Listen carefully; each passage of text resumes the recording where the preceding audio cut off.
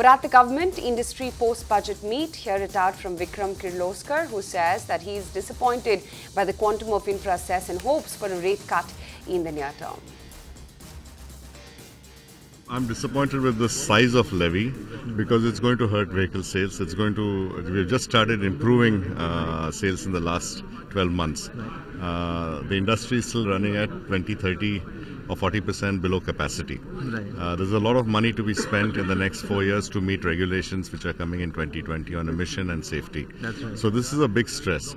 I don't have so much issue if this money, if it's really green money, is used for incentivizing removal of BS1 and BS2 vehicles off the roads. That will help in the emissions and in the environment, as well as for promoting hybrid and electric vehicles. Then I'm okay with it. But if it's just going to be used for God knows what, then I'm very uncomfortable. I see. Apart from this, so the other possible disappointment for the industry has been, on that, as well as the reduction on corporate tax rate has also not happened. Okay. I'm not so concerned on that. Taxation is okay. Okay. I think the emphasis on rural irrigation and all that is very important. I've always felt that if farmers do well, we do well. First, and the farmers need people to take care of them. The poor people need people to take care of them. We can take care of ourselves. So that in that way, I'm very happy. In terms of consumption, so do you believe this budget does enough to boost consumption going forward? Consumption comes out of confidence in the economy.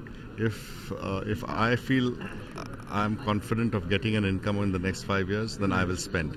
If I am not sure whether I'll get a good income next 5 years, I won't spend. So what's your sense then? I think confidence. I think confidence is going to take some more time. Let's see, Parliament has to run smooth. Many other issues are there to build confidence in the government.